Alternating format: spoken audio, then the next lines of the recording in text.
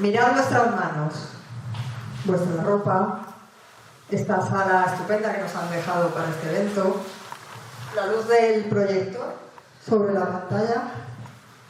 ¿Qué tiene todo esto en común con las estrellas que vemos en el firmamento?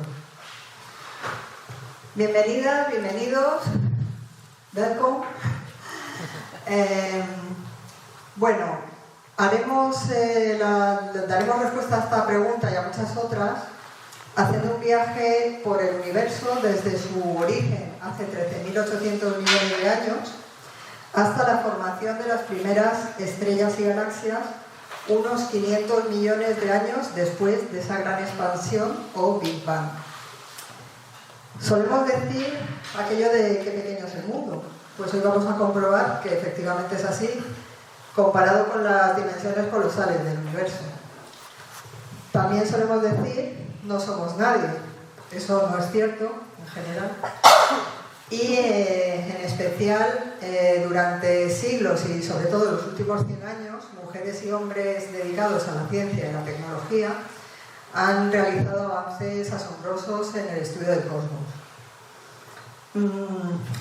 Hoy podemos saber y dar respuesta a la mayoría de los misterios del universo gracias a observaciones experimentales y a métodos científicos y matemáticos. Aún así quedan todavía muchos misterios por resolver y de aquí nos iremos con algunas cuestiones resueltas y muchas otras incógnitas que la ciencia aún no ha desentrañado. La charla estará dividida como en 3 partes. En una primera parte veremos las escalas extremas del universo. En la segunda parte veremos algunos fundamentos físicos que dan base a la cosmología. Y por fin en la tercera parte haremos el deseado viaje al origen del universo. Así que abrid vuestras mentes y disfrutad. En las escalas del universo tenéis que, hacer eso, abrir vuestra mente porque nada tiene que ver con las escalas que utilizamos habitualmente. Por ejemplo, la escala temporal os voy a pedir también colaboración. Vamos a parpadear. Bien, pues ese parpadeo es más o menos 1/3 de segundo. 3 parpadeos, 1 segundo. Pues en ese pequeño lapso de tiempo ocurrieron muchos eventos del origen del universo. Y ahora vamos al extremo opuesto. Vamos a cerrar los ojos un momento y a imaginar o recordar 3 o 4 eventos de nuestra vida desde la infancia. Bueno, habremos pensado, por ejemplo, jugando en el cole o de adolescentes, el primer beso, el primer amor, el segundo, el tercero, ya depende del éxito de cada uno. Pues si multiplicamos nuestra edad aproximada por unos 300 millones de veces, esas son 13.800 millones de años, que es la edad del universo. O sea, una escala enorme. En cuanto a la temperatura, nosotros en la práctica usamos los grados centígrados o grados Celsius. En física y sobre todo en astrofísica se utiliza una unidad que se llama grado Kelvin, que no es más que sumarle a los grados centígrados unos 273. Y eso es la unidad que utilizaremos en esta charla. Pues en la escala humana, más o menos podemos soportar temperaturas hasta más 100 y pico grados centígrados o menos 50 grados. Eso viene a ser entre 400 grados Kelvin y unos 200. Pues bien, el universo se originó con una temperatura de este chorizo inmenso de grados Kelvin. Como utilizaremos mucho estos chorizos de cifras, se utiliza una notación científica que es 10 elevado a el número que sea. Por ejemplo, 10 elevado a 3 será 1000. Pues 10 elevado a 42, imaginaros la barbacoa que nos sale ahí.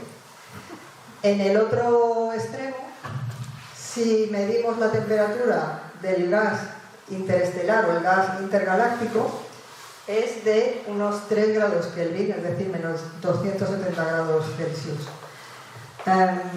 Por debajo de 0 grados, de hecho 0 grados no se puede conseguir porque no aplican las leyes que conocemos y los átomos tampoco existirían a esa temperatura.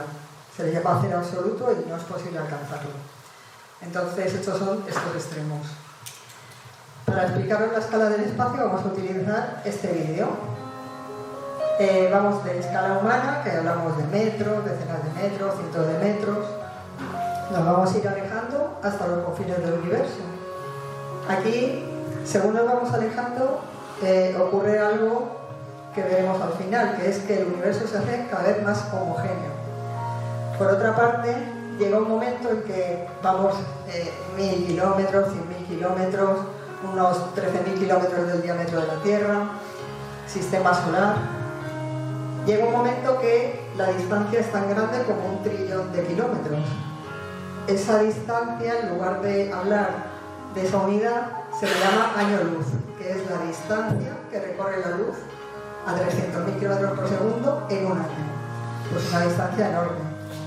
La estrella más cercana del Sol, que es Alfa Centauri, está a unos 4 años luz. Y el universo en sí tiene un diámetro de unos casi 30.000 años luz. Como veis, según nos vamos alejando, todavía estamos dentro de la Vía Láctea, que mide unos 100.000 años luz de diámetro. Cada vez se va haciendo más homogéneo, los cúmulos de galaxias, supercúmulos, y al final vemos esos filamentos cósmicos que le dan un aspecto muy homogéneo. Ahora vamos a ir a la otra escala milimétrica. Para eso, ya que esta buena moza se ha ofrecido voluntaria, vamos a penetrar en su cuerpo para entrar a las escalas hasta atómicas y subatómicas. E ir, vamos al contrario. Metro, centímetro, milímetro, nanómetro, y así hasta 10 elevado a menos 18, que equivale a 1 trillón, pero en negativo, que es la escala de los quarks, que es el elemento o partícula elemental que compone el núcleo atómico. Aquí todavía estamos en la escala de ADN. Cuando entremos a escala atómica, hay algo también curioso, que normalmente como lo dibujamos de otra manera, pero si este es el átomo, el electrón que siempre solemos dibujar muy cerquita del núcleo, resulta que realmente no es así, está muy lejos a la escala cuántica, está muy lejos del núcleo. Aquí veis que, aunque se ve borroso, el núcleo atómico también está formado por otras partículas elementales. Entonces hemos pasado de la escala extrema de los confines del universo a la cuántica del núcleo atómico. Pues más o menos ya nos hemos hecho idea de que vamos a hablar de unas cantidades exorbitales. Ahora vamos a ver algunos fundamentos de la cosmología moderna. La cosmología en sí es la ciencia que estudia el origen del universo, su evolución y la estructura. También existe la astrofísica, que es como la rama de la física que estudia los elementos en sí que componen el universo, las estrellas, etcétera, su edad, todos los parámetros asociados. Y la astronomía, que aquí hay muchísimos astrónomos aficionados y algunos profesionales, que es más bien la que estudia los movimientos y es una técnica observacional, órbitas, etc. Pues en cosmología tenemos una serie de fundamentos, he puesto los principales, que sería la teoría de la relatividad de Albert Einstein, la mecánica cuántica y la teoría del Big Bang. Y tenemos algunas otras fundamentos o principios que son observacionales. La expansión del universo y dos principios cosmológicos que son que el universo es homogéneo a gran escala, lo hemos visto en el vídeo anterior cuando nos íbamos alejando, y que el universo es isótropo. Esto quiere decir que tiene las mismas propiedades allá donde la dirección que observemos. Si observamos una galaxia en un extremo del universo, tiene la misma composición de átomos o las mismas formas, más o menos, que si observamos en el otro extremo del universo. Bueno, a este señor le conocemos, es Albert Einstein, que queda muy chulo el nombre, muy cool, pero si lo tradujéramos era Alberto una piedra, o sea que tampoco... hasta 1915, hasta esta década, se seguía la teoría o la ley de gravitación universal de Isaac Newton. En ella se definía la gravedad como la atracción entre dos masas y dependía inversamente de la distancia entre ellas. Pero en realidad no se sabía el origen de esa fuerza gravitatoria.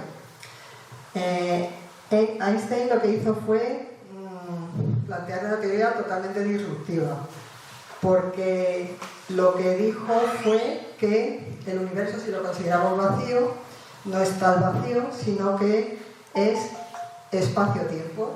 Es una dimensión intrínseca en la que se considera el espacio-tiempo enlazado.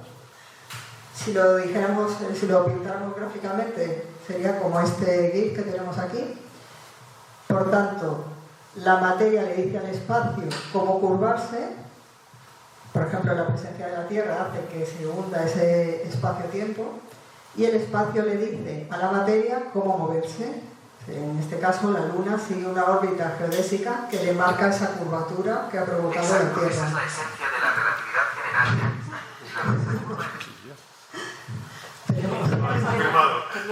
Justamente.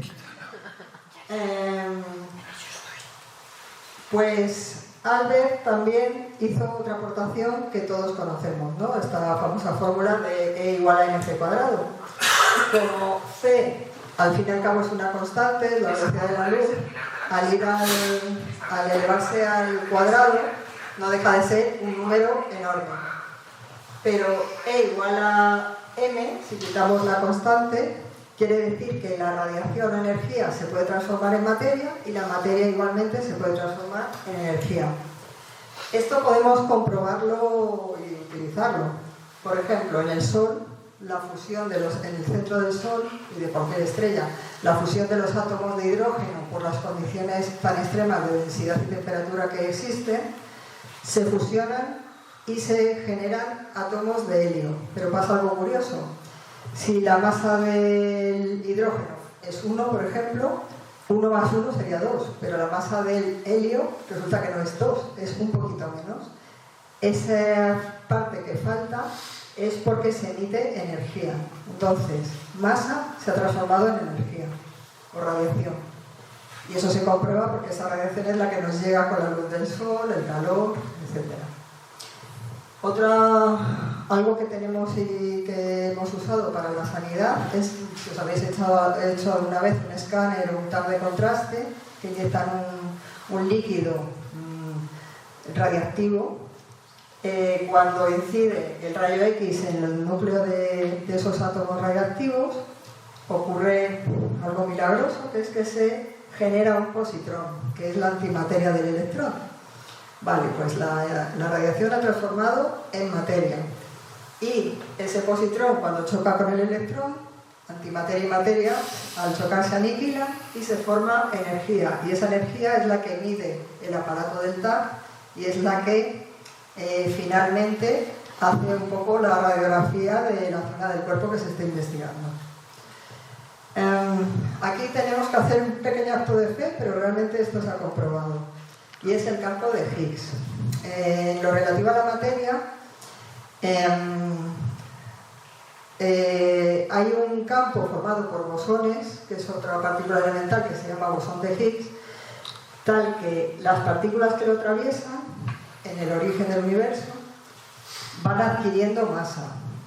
Bueno, esto lo dejamos así, sin más, pero sabed que al bosón de Higgs, dada esta particularidad que era que otorgaba masa a las partículas que no la tenían hasta ese momento, se le llamó, cuando se descubrió ahora unos 15 años, la partícula de Dios, porque, claro, daba origen a la materia. Esto, sin ser un fundamento, es una de las herramientas básicas tanto en la astrofísica y de utilización en la cosmología, y es la espectroscopía. Isaac Newton hizo este experimento en el que un haz de luz blanca pasaba a través de un prisma y se descomponía en los colores básicos, ¿no? Que son los mismos del arco iris. El efecto del arco iris es este mismo fenómeno, pero atravesando gotitas de agua en suspensión. Pues utilizando un aparatito que se llama espectrómetro y apuntando el telescopio adosando el espectrómetro, se puede ver el espectro.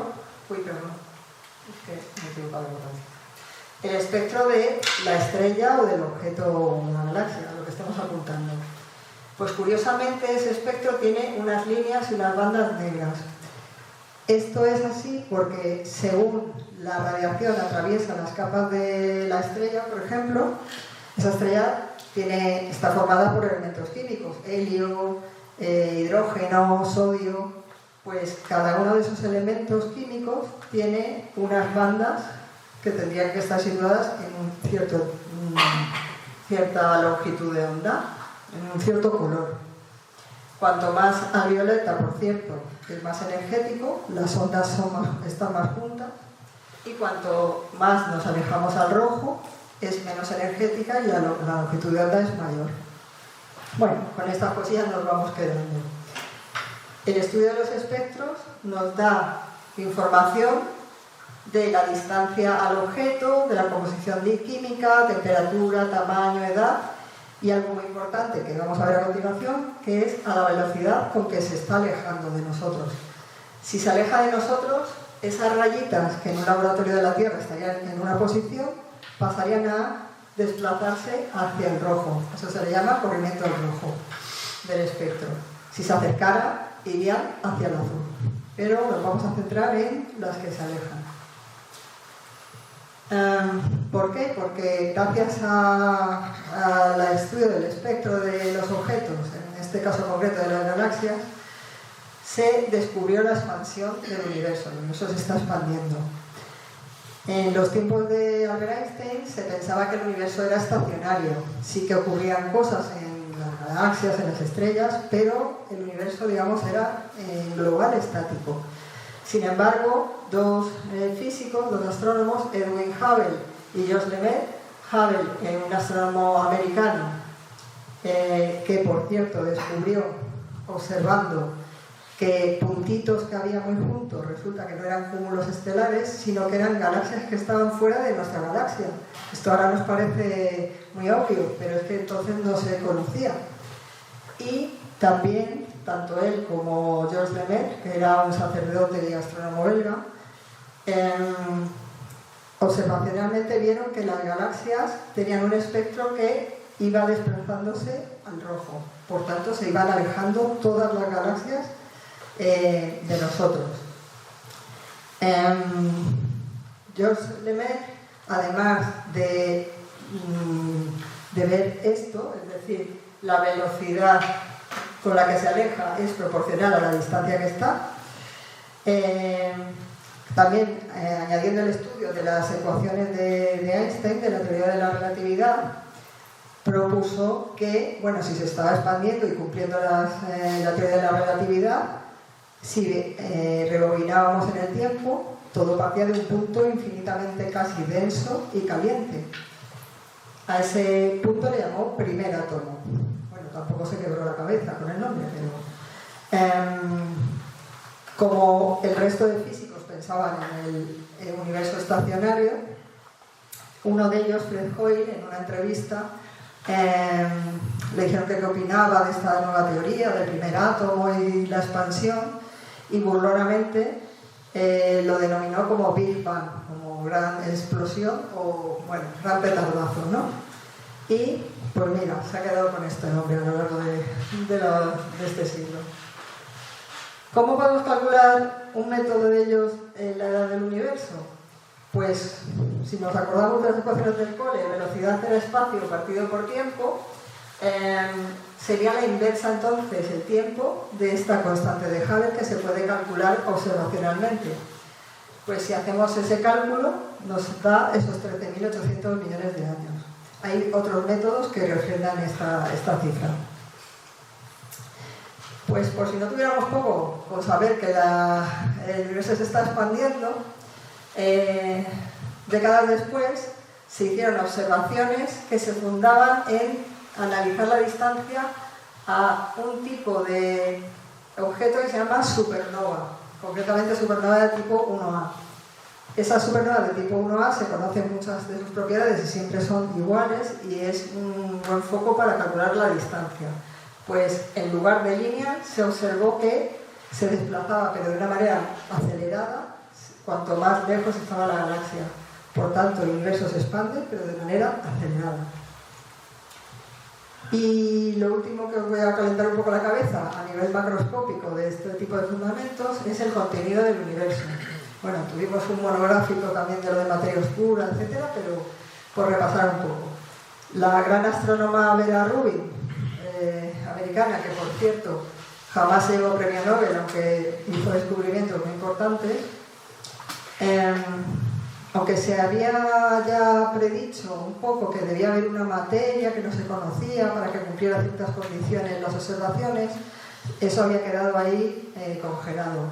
Y ella en 1970, estudiando la velocidad de rotación de estrellas alrededor del centro de las galaxias, en lo que observaba solo se podía cumplir si la masa era 5 veces mayor que la masa que se podía observar. A eso se le llamó materia oscura, no porque sea oscura en sí, sino porque no tiene interacción electromagnética, o sea, no emite radiación, no absorbe radiación, pero tiene efecto gravitatorio sobre lo que le rodea. Pues, por si no fuera poco, que existe algo llamado materia oscura que no sabemos a día de hoy todavía qué es, aunque hay muchos proyectos y experimentos estudiándolo.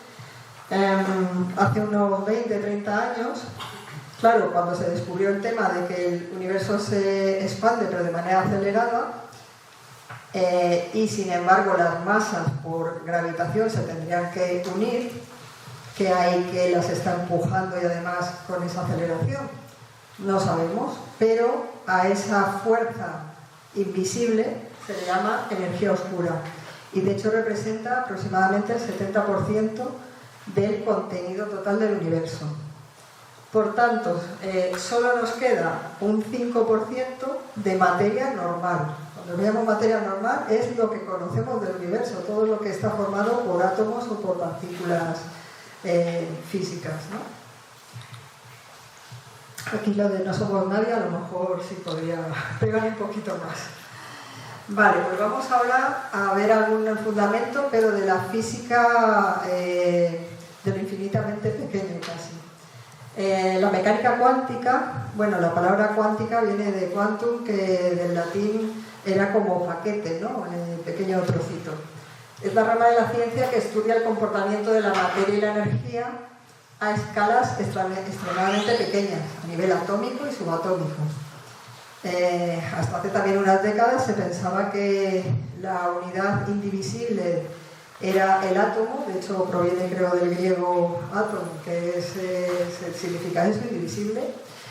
Después ya supimos que el átomo a su vez estaba formado por un núcleo, electrones, poco después en el núcleo neutrones, protones. Pues luego ya se ha ido viendo que hay otra serie de partículas aún más pequeñas y esas ya de momento consideramos indivisibles, que ahora veremos. La física clásica pues se puede calcular perfectamente el movimiento y la trayectoria de cualquier objeto.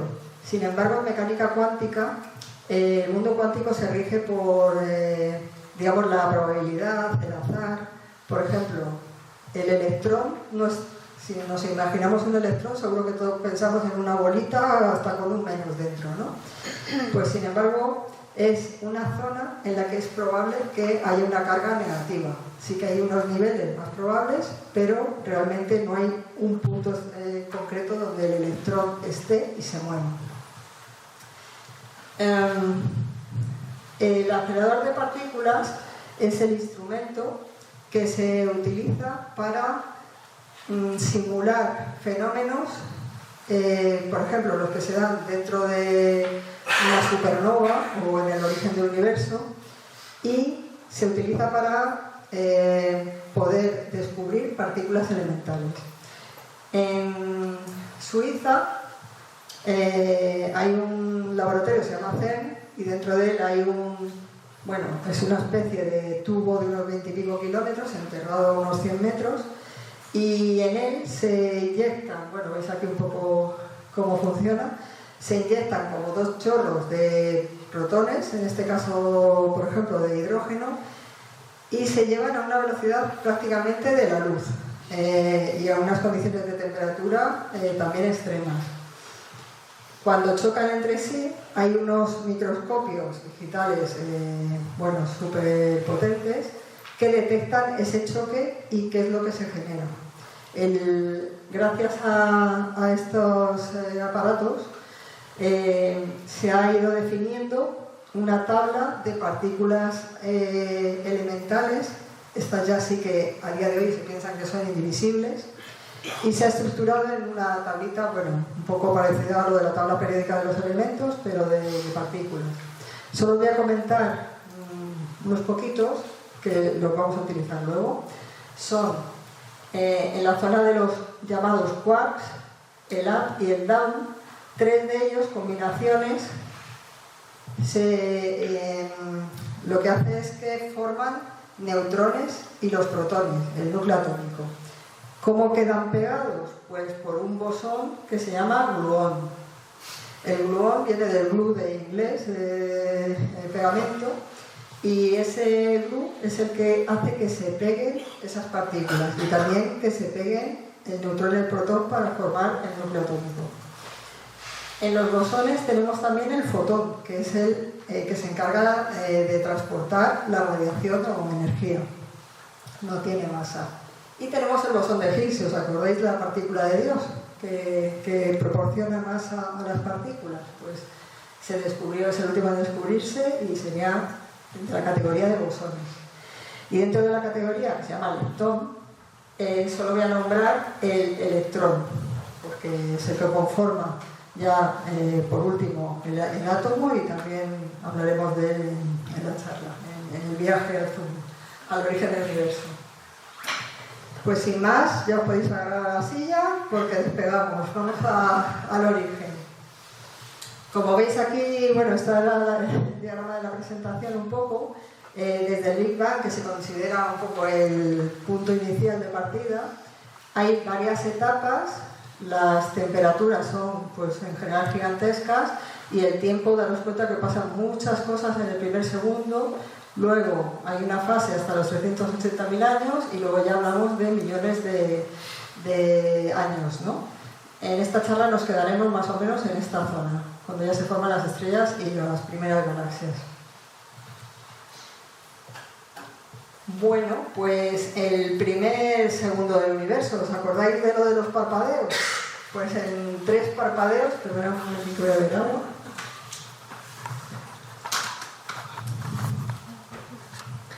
Pues en ese primer parpadeo que ensayamos al principio, ocurrieron muchas cosas.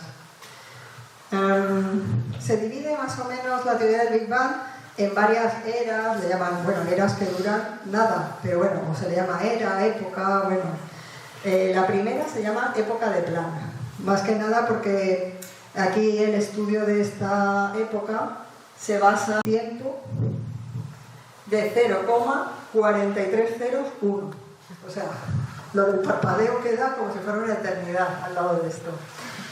Este fue el primer instante del universo, y ahí digamos que el universo estaba compuesto solo por radiación y era casi infinitamente denso y caliente, pero no infinito, porque si fuera infinito, ese punto singular que a veces se denomina el punto inicial del Big Bang, ahí no funcionaría ninguna ley física. De hecho, en esta época no funciona ninguna de las leyes físicas, y ahora mismo hay un reto actual, y hay varios proyectos, varios equipos de investigación que intentan desarrollar una teoría del todo, que unifique la mecánica cuántica y la gravitatoria para esta época, para este primer instante. Pero todo esto es modelo teórico. A continuación iría la era o época de gran unificación. Aquí os tengo que hablar de lo que son las fuerzas fundamentales.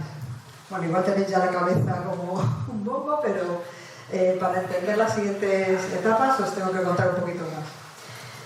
Las fuerzas fundamentales de la naturaleza y que tienen como sus propias leyes, de mayor a menor intensidad serían la fuerza nuclear fuerte. Esa, ¿os acordáis que los neutrones y protones, el núcleo atómico, está pegado por el bosón aquel que se llamaba gluón? Pues esa es la fuerza más intensa de la naturaleza. Después sería la fuerza electromagnética, que esa está extendida por todo el universo, y la partícula de intercambio de esos paquetes de energía es el fotón. Tendríamos la fuerza nuclear débil, que bueno, está asociada más bien a los átomos radiactivos, y la fuerza gravitatoria, que esa es la que más conocemos, pero sin embargo es la más débil de todas las fuerzas.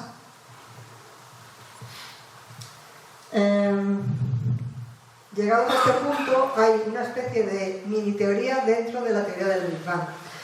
Había un suceso que no tenía explicación dentro de la teoría del Big Bang y que, bueno, fallaba un poco y no teníamos la respuesta. Entonces se elaboró una teoría llamada teoría de inflación cósmica, en la que imaginaros que hay dos gemelos vestidos exactamente igual, el mismo pelo, todo exactamente igual en dos extremos de la Tierra. Muy raro, si no han tenido comunicación, ¿cómo van exactamente igual? Pues en el universo pasaba igual. ¿Os acordáis que antes os dije que el universo a gran escala era isótropo? Daba igual que apunte a una galaxia lejana en un extremo del universo que al otro, tiene las mismas propiedades, prácticamente la misma forma, bueno, tiene muchas similitudes. ¿Cómo ha podido ser eso? Pues para que eso ocurra, la radiación inicial que formó todo tuvo que estar en un contacto muy directo. Esto se le llama el problema del horizonte. Pero también se tuvo que separar muy rápidamente para que, digamos, no diera tiempo a irse deformando y que cada uno tuviera otras propiedades. Pues en una escala, vamos, milimétricamente pequeña, el universo se cree que se expandió, esa energía, esa radiación, se expandió, por poner una escala del tamaño de un guisante a nuestra Vía Láctea. Y eso ocurrió en un escasísimo espacio de tiempo. Aquí las temperaturas, según hemos ido pasando cada etapa, van bajando porque el universo se está expandiendo, está menos denso y al estar menos denso se va enfriando. Aún así, las escalas todavía son enormes. Aquí veis que bajó casi al cero y volvió a subir porque en, digamos, la explosión o gran expansión que dio, ahí se enfrió mucho. Pero una vez que la inflación ya se detuvo y volvió el universo a expandirse a un ritmo normal, la energía volvió, digamos, a agruparse y volvió a subir la temperatura.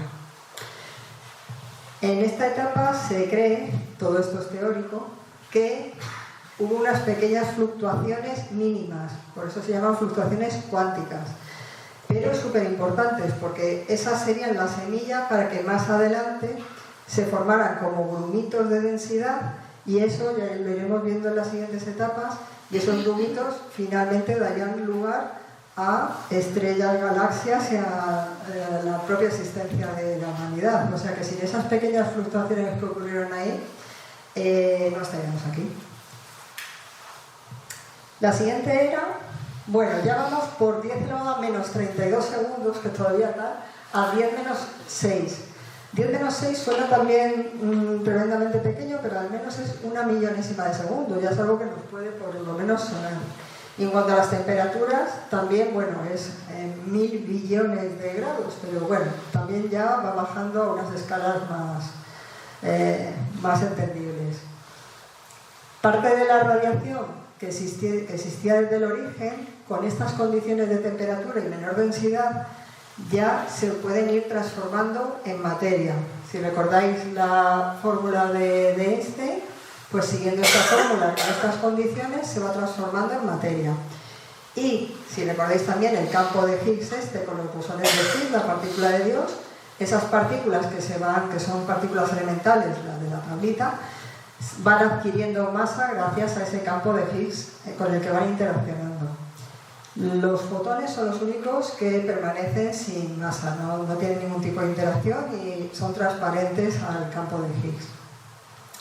Entonces estamos en este momento en una sopa extremadamente caliente, que se llama plasma, de partículas elementales y también antipartículas, que a día de hoy no existe casi la antimateria más que es en laboratorios, pero en ese momento había materia y antimateria.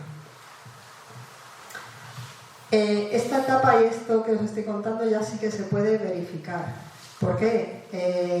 Lo que os comenté antes del LHT que está en Suiza, ahí se pueden simular las condiciones ya de temperatura y velocidad prácticamente de la luz, de las partículas que queremos que choquen. Y ahí ya se detectan todas las partículas, antipartículas que se cree que existieron en este momento del inicio del origen del universo. La siguiente etapa que llega a 0,01 o hasta un segundo es la era hadrónica. Como ya se están generando materia, antimateria, van cogiendo masa, este plasma de quarks, antiquarks, tal, pues no se sabe por qué fenómeno, pero gracias a eso también estamos aquí. La materia ganó por muy poco a la antimateria. A lo mejor una partícula de cada 10.000 millones se libraba, no chocaba con la antimateria y había un excedente de esos quarks. Los quarks con los gluones empezaron a formar protones y neutrones, que a esos protones y neutrones es a lo que se le llama hadrones. En este momento las fuerzas fundamentales, pues conté antes, ¿no? La gravitatoria, electromagnética, la fuerza nuclear fuerte y fuerza nuclear débil, ya actúan de forma separada, cada una por su cuenta, pues haciendo su actividad. Pues hemos superado y sobrevivido al primer segundo del universo, que ya han pasado cosas en esos 3 parpadeos. Ahora vamos a ver qué pasó en los primeros minutos. La etapa de la nucleosíntesis primordial llega hasta unos 3 minutos, en algunas fuentes indica unos 20 minutos, y la temperatura es de 100 millones de grados Kelvin. Se va expandiendo, se va enfriando, eso es todo el rato así, ¿no? En este breve periodo, los protones y neutrones que se han ido formando en el primer segundo, ya los fotones dejan de estar chocando contra esas partículas, ¿no? Los contenidos de neutrón y protón, y les permiten irse uniendo entre ellos. Entonces, se forman los primeros núcleos atómicos. Para que se forme el núcleo es el protón y el neutrón, y dentro de cada protón y neutrón hay 3 quarks con gluones. Entonces se forman los primeros núcleos, pero los fotones siguen interactuando con los electrones, no les dejan en paz y no les dejan pegarse a los núcleos atómicos para formar átomos. Entonces aquí todavía no tenemos átomos. Ya una vez pasados esos 3 o 20 minutos, nos vamos a ir ya hasta los 380.000 años desde el Big Bang. Aquí la temperatura empezábamos en unos 100 millones y bajará hasta los 3.000 grados Kelvin. Aquí se siguen formando núcleos, pero los electrones no se pueden adherir a ellos porque los fotones están chocando continuamente. Hay una especie de nube brillante en la cual no se dan las condiciones para que los fotones bajen su energía y dejen de interaccionar con los electrones. Cuando baja a 3000 grados Kelvin al final de esta etapa, ocurre algo que veremos después. Es que el universo, ese universo que existía en ese momento, se vuelve transparente y esa luz ya escapa. Aquí, si recordáis, la energía se está transformando en materia, pues más o menos a mitad de esta época ya se estima que ya la mitad de la radiación existente en el universo se ha ido transformando en materia, como curiosidad. Y otra cosa que se me ha olvidado, y es que aquí se cree que también se fue formando la materia oscura. Si recordáis, lo de la materia oscura es aquella que no absorbe ni emite luz, radiación, pero sí que tiene un efecto gravitatorio. Esta materia oscura es muy importante porque iba formando una estructura de filamentos que luego veremos que eran como los andamios para que se formaran finalmente las estrellas y galaxias. Entonces, en esta época pasan esa serie de cosas bastante determinantes. Pues llegamos a un fenómeno que se llama, recombinación, no sé muy bien por qué, porque no se ha combinado nada hasta ahora, solo entonces, pero esto es recombinación. En esta recombinación ocurre a los 380.000 años aproximadamente desde el Big Bang, la temperatura es de 3000 grados Kelvin, y en este momento los fotones ya tienen mucha menos energía y dejan de estar chocando contra los electrones. Esto hace que se puedan escapar por el espacio y los electrones ya son capturados por los neutrones con esa fuerza nuclear débil y forman átomos. Son átomos los más ligeros, si os acordáis de la tabla periódica, hidrógeno y algo de helio y alguna traza de litio, seguramente. Bueno, pues esto de que hayan escapado los fotones se puede ver, porque claro, podemos apuntar a algún sitio para ver este fenómeno. Cuando escapa toda esta cantidad ingente de fotones, estaban a una temperatura que, traducida al espectro, es más o menos el rojo o el infrarrojo. Pero claro, se escapan, pero como han pasado 13.400 millones de años desde entonces, el universo se está expandiendo. Imaginaros que cojo un muelle, que es con la longitud de onda que escapó el fotón, y lo voy estirando porque el universo es el espacio-tiempo, se está expandiendo y esos fotones viajan en ese espacio-tiempo que se extiende. Por tanto, de lo que era la energía que tenían o la longitud de onda que tenían, calculando esos 13.400 millones de años después, la energía que tenían esos fotones debía estar por aquí, en el entorno de microondas o radio. Pues hubo varios equipos de astrofísicos que buscaban ese eco del Big Bang, ¿no?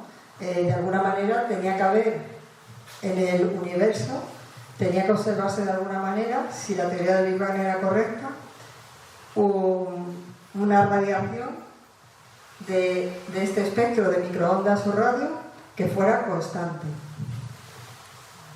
Pues para ver si esto ocurrió o no, vamos a hacer un poco regreso al presente casi, a las últimas décadas, y en 1965 ocurre el mayor hallazgo cosmológico, y es que nací yo.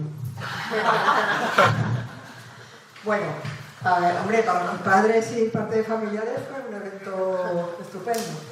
Además de este feliz evento, Celsius y Wilson, de los laboratorios Bell, que era como el Telefónica americano, diseñaron esta antena un poco en forma de cuerno porque estaban investigando, observando el halo de galaxias, era para otra cosa.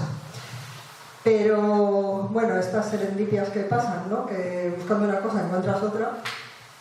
Veían que había una señal de radio constante, daba igual la dirección a donde apuntaran, y esa señal resulta que era de unos 3 grados Kelvin, que era lo que los astrofísicos de algunas universidades estaban intentando buscar como eco de aquella época de la recombinación.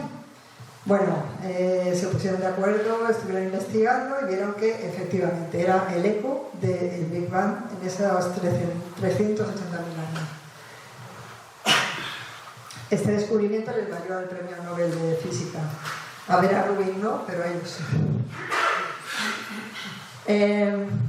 Décadas después, hace unos 13, 14 años, claro, se quería estudiar a fondo esa radiación. Entonces hubo varios satélites que se enviaron al espacio para hacer un escaneo de ese tipo de radiación concreta. El que tuvo más resolución fue el satélite Max Planck. Y más o menos de las imágenes que captó durante unos años, esto traducido ya informáticamente y digamos se hizo un mapa con las temperaturas que se habían captado en cada punto, extrayendo, porque por ejemplo aquí veis esta franja que es de la Vía Láctea, entonces bueno, hubo que extraer cosas conocidas para quedarnos con lo que era el fondo. Aquí, aunque hay variaciones rojo-azul, no son muy exageradas, de hecho son de 300 micras de grado Kelvin, pero lo suficiente para ver que, ¿os acordáis que en la época de inflación os dije algunas pequeñas fluctuaciones cuánticas que luego, pues, esas pequeñas fluctuaciones aquí también se reflejan? Y esto, hay varios equipos y proyectos que están investigando acerca de esto para ver qué nos dice de aquella época del origen del universo. De la época de la inflación, como fue aquel petardazo que dio en tan breve espacio de tiempo y generó muchísima energía, es como si hubiéramos lanzado una piedra en un estanque calmado, ¿no? Las ondas que se produjeron son, bueno, esto es un GIF, ¿no? Y se le llaman ondas gravitatorias. Todavía, aunque hay varios proyectos que intentan detectarlas, todavía no se han detectado. En cuanto al mapa del fondo cósmico de microondas, también hay algo que se llama polarización de la luz. Se está estudiando qué dirección de radiación tiene ese mapa. Bueno, como cuando llevamos unas gafas de sol polarizadas que dejan pasar unas direcciones y otras no, pues está polarizada la luz que es la radiación de ese fondo cósmico. Aquí os cuento este experimento por el nombre, y es que se llama Experimento Quijote. Está en el Instituto Astrofísico de Canarias y es el primero diseñado específicamente para la medida de la polarización. Y esto igualmente nos dará pistas de qué ocurrió en esa época. Pues ya hemos pasado el primer segundo, los primeros minutos. Bueno, por cierto, vamos bien de tiempo, que me hace mucha ilusión. Pues en estos primeros millones de años, ya antes de que se formaran las estrellas y las galaxias, hubo un periodo de tranquilidad.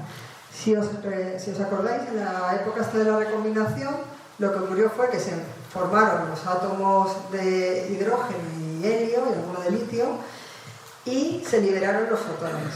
No había ninguna fuente de energía que perturbara esa formación de hidrógeno neutro. Como no había nada que lo perturbara, duró así pues millones de años.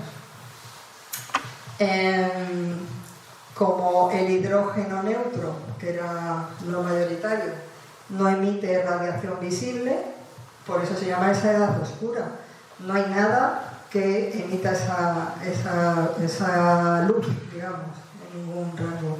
Sí que es cierto que en algunos casos el átomo de hidrógeno puede emitir un tipo de radiación, pero en ondas de radio de unos 20 centímetros, 21 concretamente, que se puede captar por radiotelescopios, pero no se puede considerar que sea una radiación visible, por eso se llama esta edad oscura.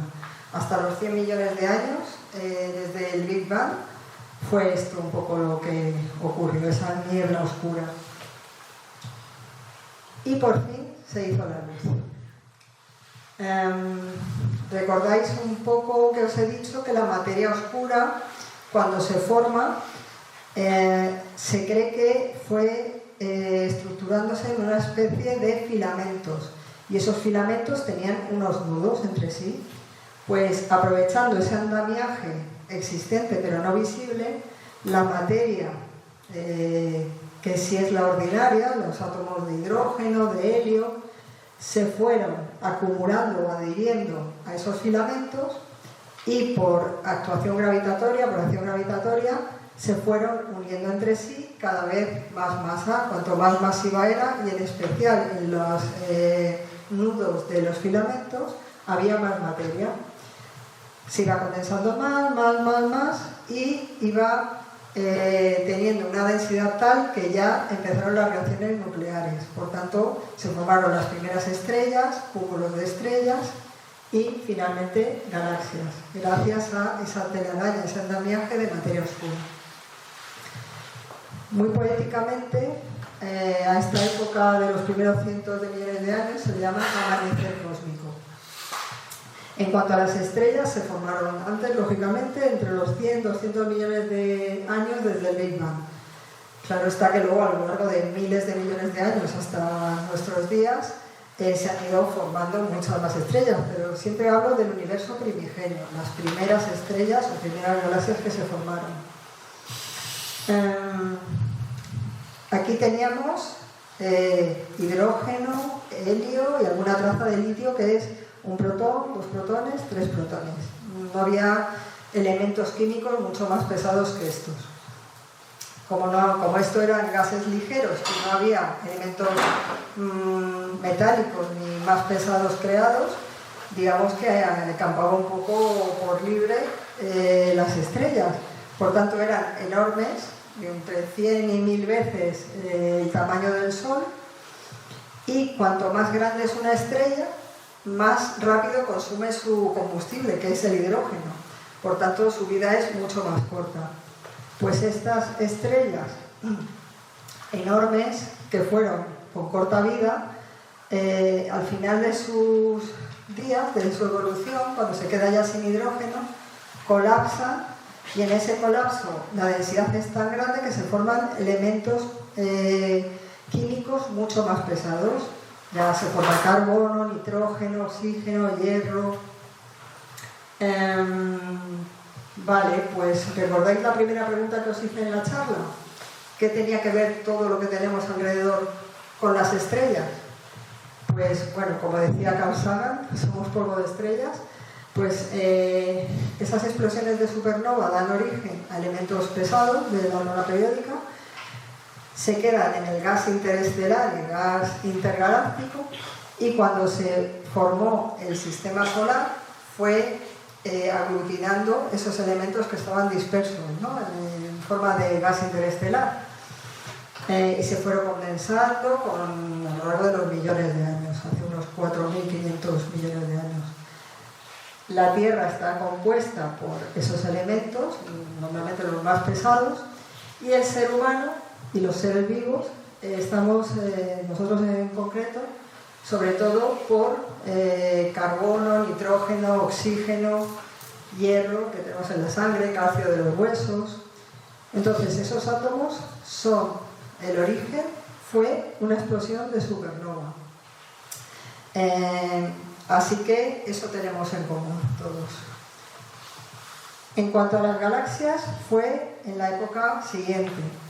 Unos 200, 500 millones de años se forman las primeras galaxias. Luego, por supuesto, se han ido formando otras, y de hecho otras mucho más, con un diseño más chulo, ¿no? Las espirales o las de sombrero, las elípticas.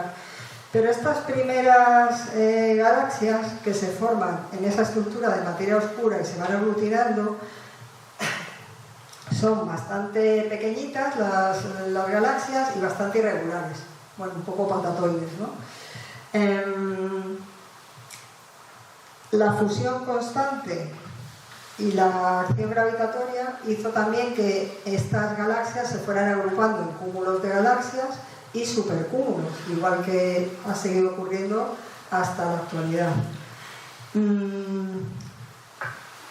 Para ver un poco toda esta evolución, aquí yo acabo mi rollo teórico, y para ver un poco toda esta evolución de todo lo que os he contado, He encontrado un vídeo de una línea de tiempo desde el Big Bang hasta la actualidad, pero daros cuenta que cada segundo de este vídeo son unos 30 millones de años el equivalente.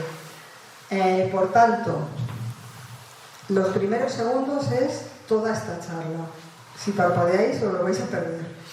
Y toda la evolución, sobre todo muchos miles de millones de años, lo que ocurrió fue simplemente evolución, generación de agujeros negros en el centro de las galaxias, canibalismo galáctico, que se hacían unas galaxias más grandes a costa de las siguientes,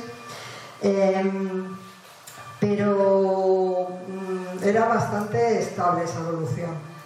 Y en el último minutillo es cuando se genera ya el sistema solar, la Tierra, y daros cuenta que solo en el último parpadeo es cuando ocurre la existencia de los animales, de las plantas y los seres humanos. Entonces, bueno, así nos tenemos en cuenta también un poco lo delicado que es nuestro ecosistema, lo delicado que somos nosotros como seres humanos y que tenemos que cuidarnos no solo a nosotros, que con todo lo que escuchamos y vemos en el telediario es difícil, sino pues eso, nuestro ecosistema, los animales, las plantas, la tierra, la atmósfera y que sigamos teniendo lo que llamaban antiguamente el pasmo o la curiosidad por descubrir y de qué está hecho las cosas y el origen del universo. Así que nada, sin más os dejo con este vídeo y espero que hayáis disfrutado de la charla.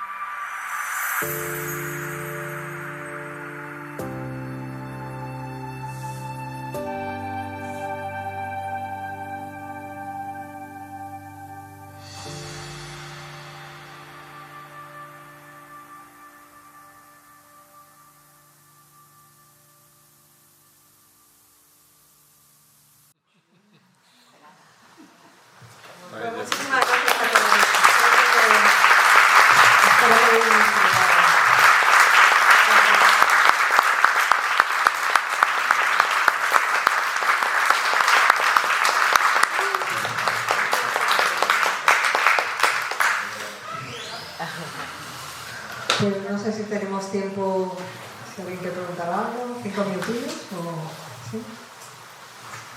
Y si os puedo responder, bueno, esa es otra. Tengo una pregunta. ¿Las 4 fuerzas fundamentales rigen también para la materia y la energía oscura o no? Mira, es que esas son las que aplican sobre los átomos, sobre la materia. Como hasta el día de hoy no se sabe de qué está compuesta la materia oscura y diría mucho menos la energía oscura, no aplican. Lo único que se sabe, la gravitación sí que se sabe que aplica no sobre la materia oscura, sino que la materia oscura tiene influencia en la gravitación, digámoslo al revés. Al no saberse de qué está compuesta la materia oscura, no podemos aplicar ninguna ley sobre ella, pero sí que se sabe que existe por efectos gravitatorios. El de la rotación de galaxias sobre el globo de Rubin era uno, pero cuando se vio por primera vez, que fue Zwicky, otro físico bastante loqueras, pues lo que vio estudió un cúmulo de galaxias. Sobre ese cúmulo de galaxias estaba estudiando con las leyes de gravitación y esas leyes no funcionaban con la materia visible que había, y de hecho es que faltaba como un 80% de materia que no era capaz de observarse para que funcionaran las leyes de gravitación. Y ahí fue cuando dijo, bueno, aquí falta, pero bueno, le tomaron un poco por loco y por eso hasta décadas después, con los estudios de Vera Rubin, no se confirmó. Es que la pregunta era porque mientras te estaba escuchando, que tú has sido muy interesante, pues claro, como esto es lo que yo me temía, la conclusión que yo sacaba, que no sé si es correcta, es que en realidad esta explicación vale para el 5% de la materia que conocemos. Sí. Si nos estamos quitando sí, el 95%... No. O sea, la explicación en sí, la teoría del Big Bang comprende todo, porque comprende también el hecho de que exista materia oscura, que es la que sirve de andamiaje. La teoría del Big Bang incluye que tiene que existir energía oscura para que la expansión del universo sea acelerada. Comprende ese otro 95% de contenido del universo. Lo único es que no sabemos de qué está compuesto ni cómo surgió. Quiero decir, no se sabe qué es, pero se sabe que existe. La teoría del Big Bang lo incluye, pero no incluye al detalle que os he contado de partículas elementales, átomos, neutrones, tal, porque no se sabe de qué está compuesta. Tal vez haya galaxias de materia oscura.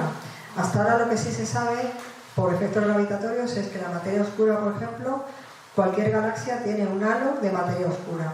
Y de hecho en la otra charla que di para la asociación hay un experimento que el investigador principal es español y compañero y amigo, que es el investigador principal, y se lanzará un satélite para el estudio de esos halos de materia oscura, para ver si se va dando, nunca mejor dicho, luz a de qué está compuesto.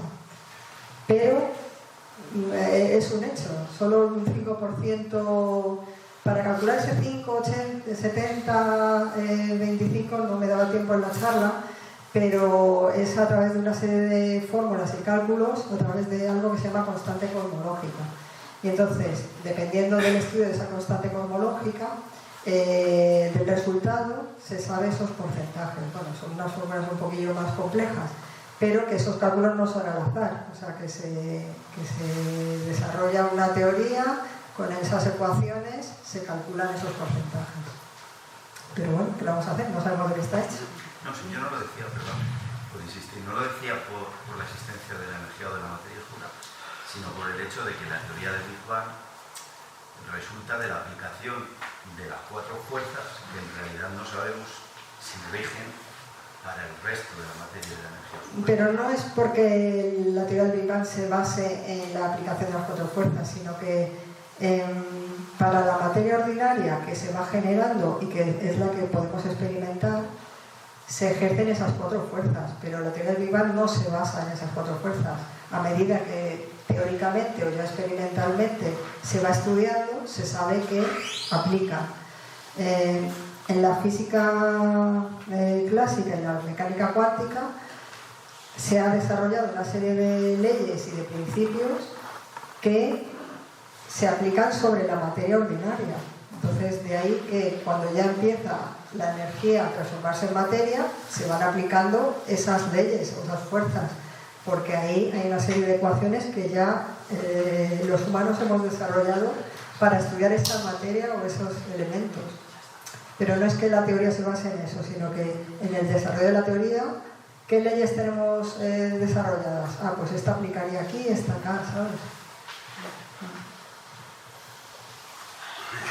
Uy, éxito. Yo mismo. Una pregunta, lo que puede ser fácil para ti. Que has dicho que al principio, en la teoría de Big Bang, había materia y antimateria. Y que como que la materia ganó la batalla a la antimateria, pero no sé exactamente lo que es y que ahora sí se puede crear la antimateria en laboratorio. ¿Y cómo podemos definir la antimateria o cómo estaba formada la antimateria? Pues en la tablita que había de elementos, cada elemento tenía unos numeritos. Si queréis, es que no sé si me da tiempo a volver a la... Pero cada elemento tenía unos numeritos que era masa, bueno, por decirlo así, masa, carga eléctrica y una cosa se llama spin.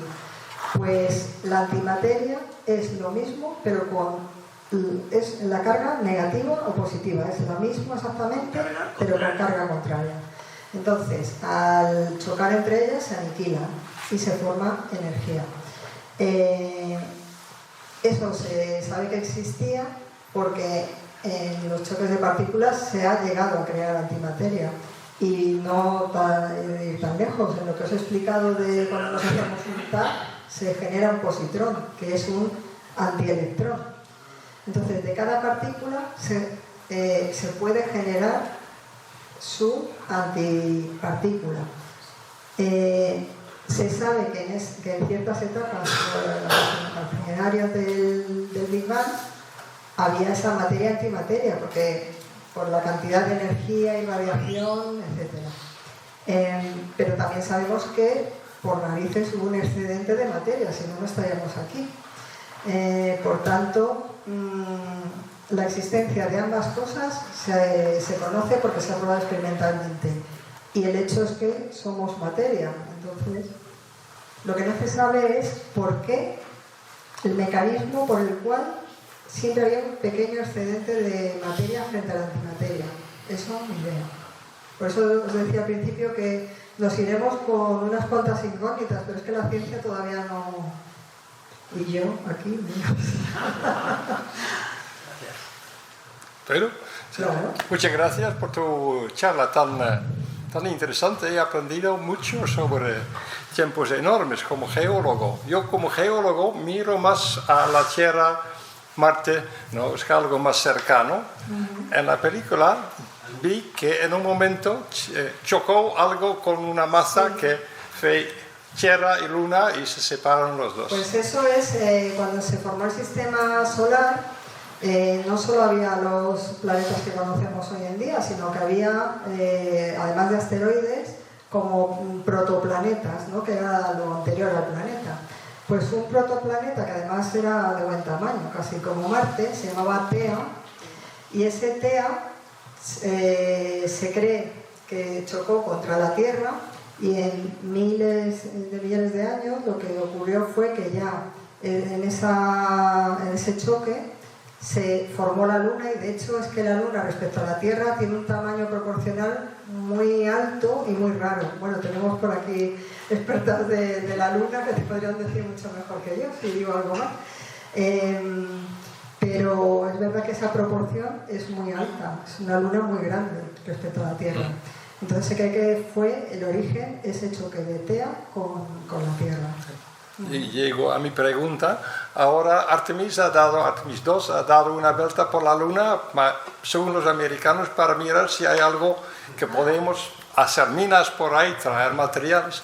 ¿Hay algo en la Luna que es distinto a la Tierra? Porque ya que tienen un origen igual, ¿no? Igual o no, porque el protoplaneta, o sea, la Luna está formada básicamente por los elementos químicos de aquel protoplaneta que vino. No es que la Tierra se extinguiera en dos, entonces serían prácticamente iguales, sino que venía un protoplaneta con una composición determinada, igual que los planetas entre sí tienen una composición bastante distinta. Entonces, la mayor parte o el núcleo de la Luna permaneció con la composición que traía el protoplaneta y la Tierra quedó con su propia composición. Sí que seguramente en el choque hubo una fusión de ciertos elementos, pero es por eso, que tienen composición tan distinta. ¿Sí? Bueno, gracias. Sí. Si sabes, la expansión del universo es indefinida, siempre tendrá un Pues límite. eso es otra cosilla de la ecuación que no os he explicado porque ya la metería en mucho lío, de la relatividad de Einstein. Hay como tres partes.